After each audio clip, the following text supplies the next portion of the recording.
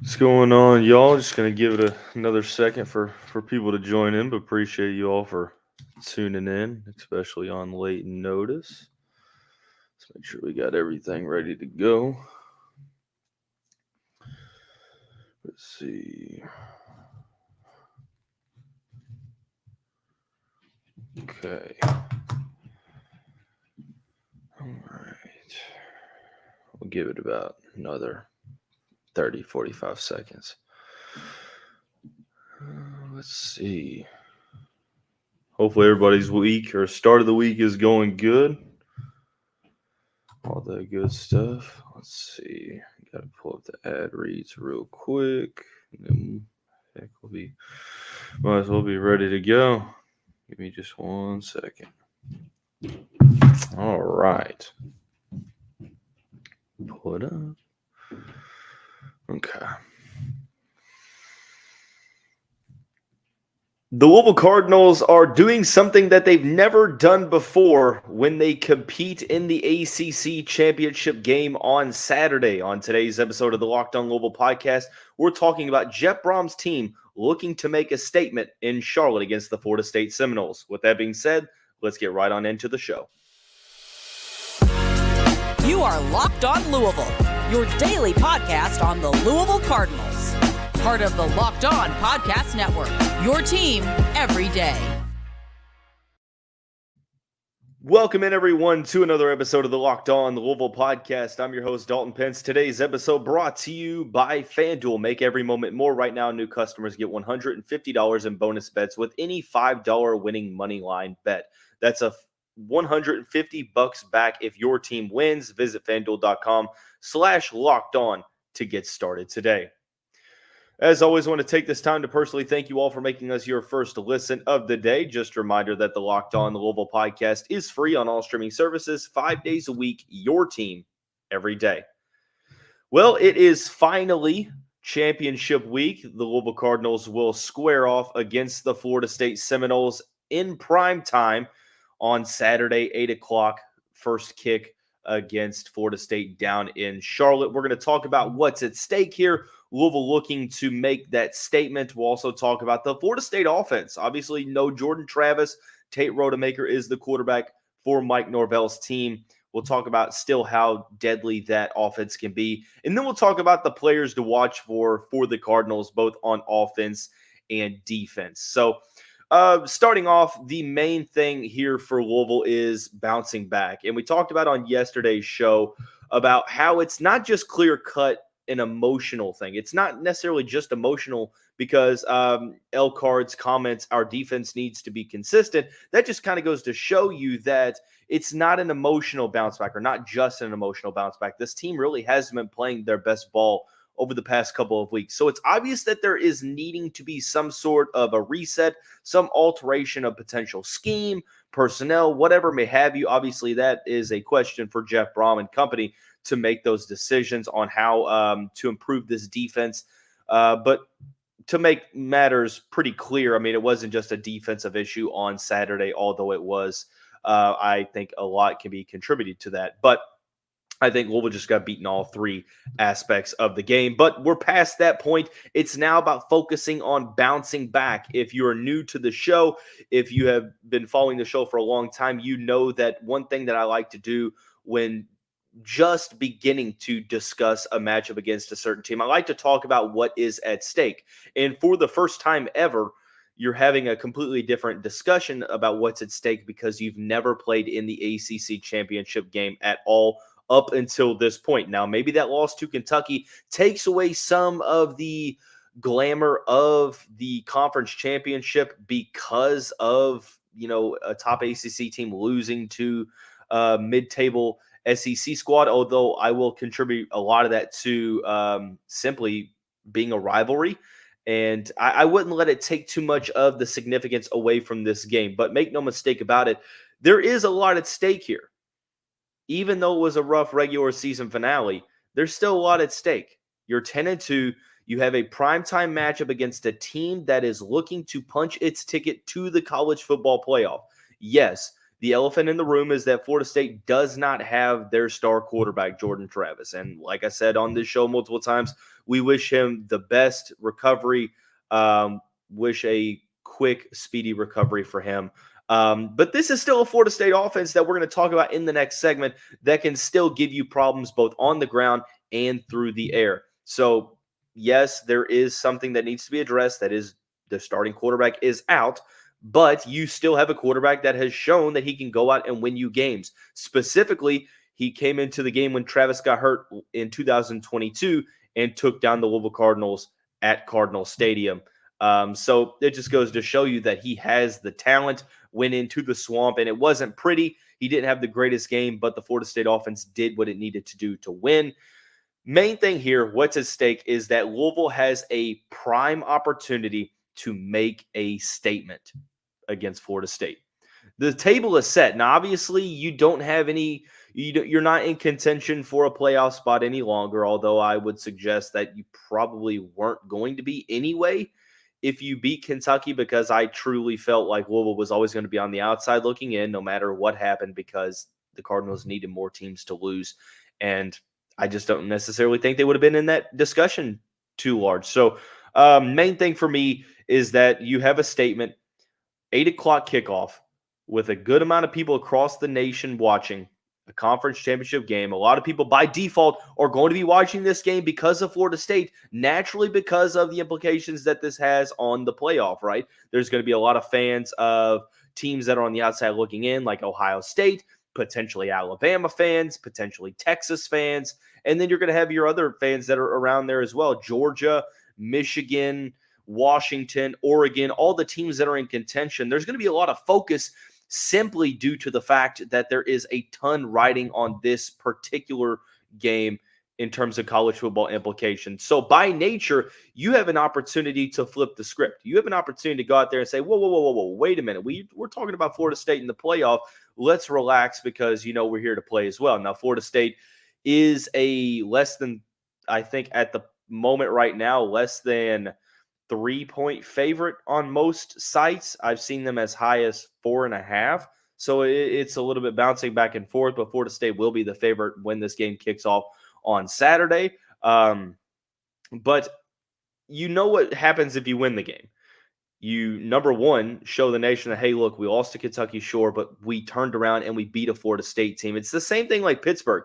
You have to bounce back and show the country, hey, look, yeah, we lost to a team we're not supposed to, but here we are, and we can contend with any team in the country. We showed it against Notre Dame. We showed it against Duke. We showed it against Miami, and now we're showing it against Florida State. So winning the game, obviously you have a ton of opportunity there in terms of getting that program momentum back, helping with recruiting, helping yourself perception-wise on a national level. If you lose the game, now I'm really under the assumption that Louisville making this game truly is kind of playing with house money in year one under Jeff Brom. I felt like the team exceeded expectations. I projected them at 8-9 wins. They got to 10 in the regular season now with the possibility to get up to 12. But you're going up against an undefeated Florida State team that, even without their star quarterback, very solid opposition. I think if you lose the game, truly it's not the end of the world. It does sting because you started out the season really good, and then 2 back-to-back losses before the bowl game takes a little bit of the air out of the sails. I do understand that, but you have to take the context of who you're playing into consideration as well. And I mean, if you lose to a Florida State team that ends up going to the playoff, I suppose it's a matter of if you lose, how much you lose by, right? If you get absolutely blown out on national TV, then you might have a conversation like, man, it's going to take a lot of looking in the mirror in this offseason and see how you can prevent that. But if you were to lose by, let's say, less than 10 points, I think that that's a respectable effort against a very, very respectable team.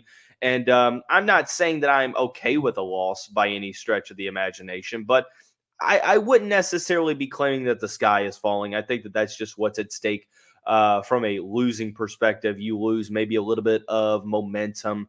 You might hurt the morale just a little bit. But even then, I think everyone is in such a microwave setting in society. It's like, what have you done for me now? Let alone, what have you done for me this whole season? I mean, sure, you would have then lost back-to-back games, but you're still 10-3 with a great opportunity to probably get to a New Year's Six Bowl, probably the Orange Bowl, unless for some reason Florida State gets left out of the playoff, which a 13-0 Florida State, even with no Jordan Travis, it's hard to see them leaving Florida State out unless Michigan wins, unless Washington wins, and then Alabama upsets Georgia. Then we're having a quite different conversation. So for me, that is what's at stake in this contest for the Cardinals. I want to hear from you all in the comment section. Appreciate everyone for joining in to this pretty impromptu live version of the Locked On Louisville podcast. Leave your comments. What are your thoughts on this game? What are some questions you may have? I'll give you some time to do that, to think about those questions. We're going to talk about the Florida State offense now, because it has to be said that this is still a dangerous offense, even without Jordan Travis under center. Okay. And we're going to explain to you why that is here momentarily after we talk about our friends over at FanDuel, the title sponsor of the show. As the weather gets colder, the NFL offers stay hot on FanDuel right now. New customers get $150 in bonus bets with any $5 moneyline bet. $150 back if your team wins. The app is so easy to use. There's a wide of betting options right now: spreads, player props, over-unders, and my favorite same-game parlays. Visit FanDuel.com/lockedon to kick off the NFL season. FanDuel is the official partner of the NFL. While you're thinking about those questions, I also want to take this time to tell you about our friends over at LinkedIn Jobs. Right now, hiring for a small business is pretty challenging. LinkedIn Jobs makes it simple. Go to your profile on LinkedIn and create your job post with the purple hashtag hiring frame. LinkedIn has a vast network of more than 1 billion professionals to connect with. And LinkedIn knows that small businesses are wearing so many hats and might not have the time or resources to hire. Post your job for free at LinkedIn.com/LockedOnCollege. That's LinkedIn.com/LockedOnCollege to post your job for free. Terms and conditions apply. All right, so heading into the second segment of the Locked On Louisville podcast, discussing this Florida State offense, because I feel like there's almost sort of a misconception with this offense that Louisville is going up against. Now, I will say that obviously not having your star quarterback in Jordan Travis, one of the best quarterbacks in the Atlantic Coast Conference, does hinder what you can do as an offense. I am not arguing that whatsoever. What I am saying, however, is that just because he's out doesn't mean that this is some bad offense. I still think that they're going to try to do what they usually try to do. Tate Rodemaker, the quarterback of Florida State, didn't have the greatest game against Florida on the road, but he did enough to win the contest. 12 of 25, 134 yards, no touchdowns and no interceptions. It was mainly a game in which the Seminoles won with their ground game. But this is still a guy that has shown over the years that he can make the throws. The 6'4" junior from Valdosta, Georgia, has appeared in multiple games this season, went 13-23 with 2 touchdowns against North Alabama, but has played sort of garbage time minutes this season behind Jordan Travis. When he played Louisville, he was 6 of 10, had 2 touchdowns, had the interception, and seemingly really just kind of took it to the Cardinals, even though that stat line doesn't really show the full story. But regardless, put the passing attack aside for a second. Now, this is a pretty balanced offense. They do like to pass the ball more. Now, it's going to obviously take a little bit of a hit with no Jordan Travis, just outside the top 25 passing the ball, top 70 in rushing. I think that you're going to see an offense on Saturday that tries to utilize the size that Florida State has up front, and also utilizing the solid running back tandem that they have. Trey Benson is one of the better running backs in the country. He leads a balanced backfield with 838 yards with 14 rushing touchdowns. That is extremely incredible. He's averaging 6.1 yards per carry, so extremely efficient when he is touching the ball. Right behind him, his backup running back, Lawrence Toafili, 345 yards as the change of pace back for Florida State. 3 touchdowns for him. Main thing for me is the efficiency. Also, 5.8 yards per carry. So both of these guys do a great job when their number is called at making plays happen. So I look for Florida State to do what they did against Florida, and that was try to run the ball and set the tone on the ground as you try to instill confidence in Tate Rodemaker. And as you pick the passing game back up, you have to understand that this is the best wide receiving core that Louisville will go up against all season. They obviously one game after this, but it is the best wide receiving core that you will go up against unless you play Ohio State in a bowl game. And at that point, it's probably unlikely that Marvin Harrison Jr. is going to play in that game anyway. But at this point in time, you have Keon Coleman. Coleman is one of the most electric receivers in the country, projected first-round pick in April. He's probably going to go in the first half of the NFL draft. And then you have a guy like Johnny Wilson, who has been very, very solid throughout this season, gave Louisville fits all year last year. He's been extremely solid. You look at what they've done statistically when it comes to passing the ball, has to take into consideration no Jordan Travis. But, I mean, Keon Coleman averaging 13.9 yards per reception. Johnny Wilson, the player who is 6'7", 6'8" from California, almost 600 yards to his name. Their top 6'7" receivers are all averaging over 10 yards per reception. You have a great tight end in Jaheim Bell, who's been very solid. Ja'Kai Douglas, another wide receiver in that mix. So you have a very dynamic Florida State skill position group led by many multiple players. That it's truly a balanced offense. And you have to understand that even with the quarterback in question, I still think that they're going to be able to achieve a good amount of success. Now, the key here for Louisville is the key every single week. That is getting after the quarterback, because L. Cards mentions our defense needs to be consistent and that they've been going downhill since Virginia. I think that one thing that we've consistently seen from this defense in the past couple of weeks is that when the pass rush doesn't get home, well, the secondary struggles. And we saw that against Virginia. We saw that against Miami, and we saw that against Kentucky. And if you don't think that we'll see that against Florida State if no changes are made, then, I think that this is another opportunity that if you allow the Florida State receivers to Rob Falter says other than Florida State fans, the rest of the country will be rooting for Louisville. I would agree with that. I think that that's pretty true. I think that that's spot on, especially those teams that are in playoff contention. Back to what I was saying, if you allow Keon Coleman and Johnny Wilson to get open in space, then they're going to burn you down the field. These are really tall receivers that have that second level of deceptive speed that can give you some big-time plays. We saw it against LSU. We saw it against Clemson. We've seen it all year long, and it's going to be an extremely huge mismatch out wide because of the size that Florida State has. And that's no disrespect to Louisville. That's just how good the Florida State Seminoles have a wide receiving core that can utilize that size to their advantage. And then you have a tight end, Jaheim Bell, very athletic tight end, transfer from South Carolina a season ago. He's very, very solid. Overall, my point here that I'm trying to get across is that, yes, is the Florida State offense going to take a little bit of a step back with no Jordan Travis? Well, of course they are. That's to be expected. What I'm also trying to say is that you should not overlook this team.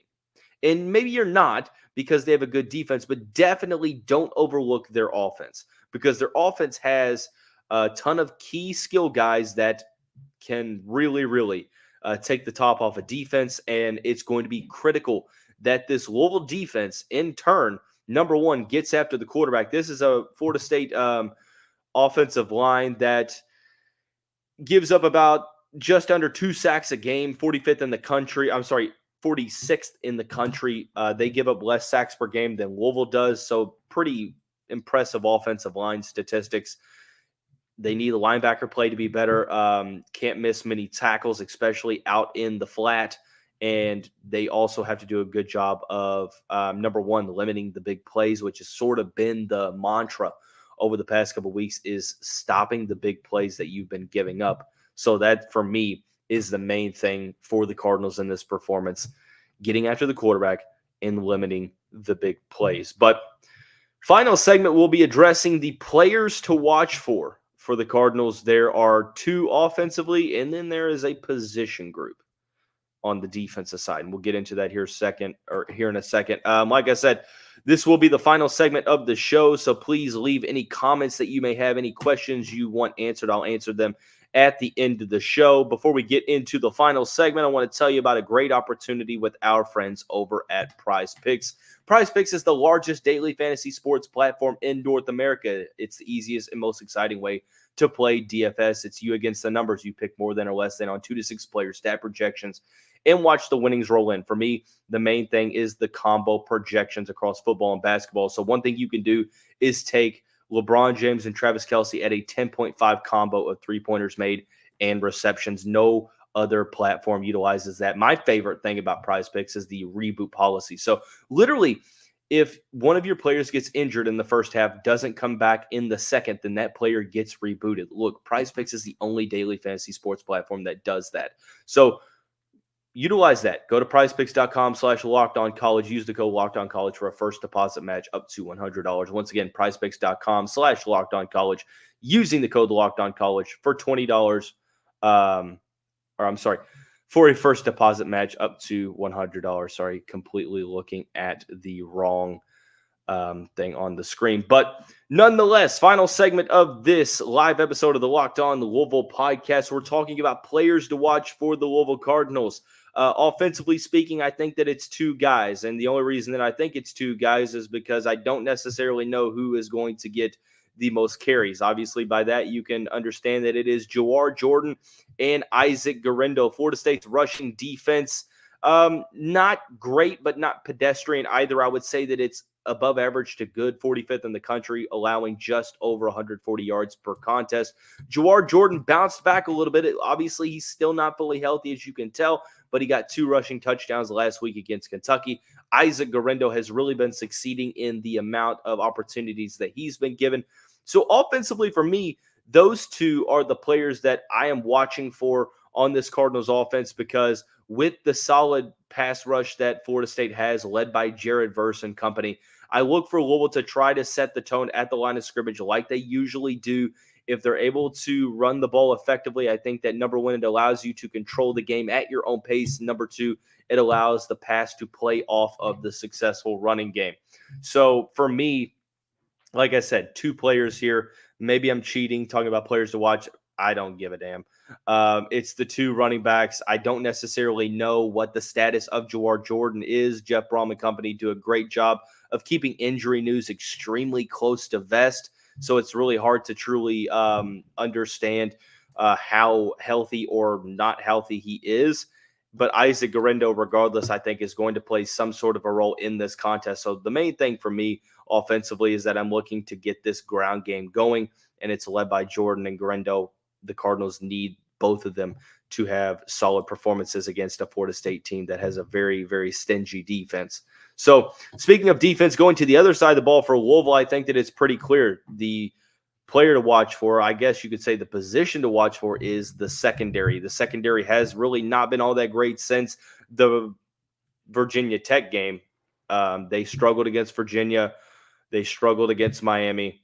And they struggled against Kentucky to stop plays down the field, receivers running wide open. Now, maybe that is more so a byproduct of not getting the pass rush home, but guys are running pretty much wide open. So I'm interested to see what changes Jeff Brom, Ron English, Mark Hagan make to this Cardinals defensive scheme to try to combat what's been going wrong the past couple of weeks, and also to sort of do what you can to keep in check this electric Florida State wide receiving corps. So it's the secondary for me.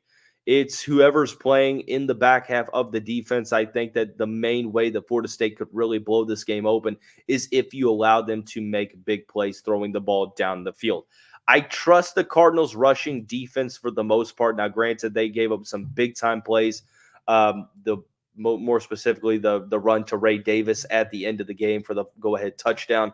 But for the most part, I think that the rushing defense isn't the largest problem here. It's more so the passing defense. And if the secondary can at least hold their own and not allow guys to run wide open in the second level of the defense, then you have a good shot against the Seminoles. So for me, it's the whole secondary, whether you want to go with a certain player. The thing about it is this defense is so well balanced. So a problem in the defense is going to the blame is going to be on more than one player. And oftentimes it's never really on one player to begin with, but the blame is going to be on more than one player. So for me, it's going to go with the position group. It's going to go with the secondary for me. So I think offensive players to watch for: Jawar Jordan, Isaac Garindo. Defensive is the entire secondary.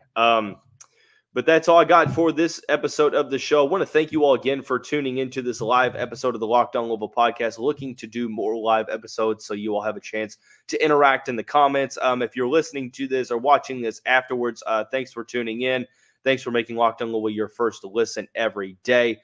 We're going to have a little bit of a different approach this week in terms of content. We're obviously going to continually preview this matchup against Florida State. We're also going to talk about a commitment that Louisville got last week. We're going to talk about some high school recruiting news. We're going to talk about the transfer portal because it officially opens up next week for underclassmen, but it's opened up for Ivy League players, D2 players, grad transfers, etc. So going to be a lot of different topics on this week's editions of the Locked On Louisville podcast. Appreciate you all for tuning in, but everyone have a great day. We'll see you right back here very soon.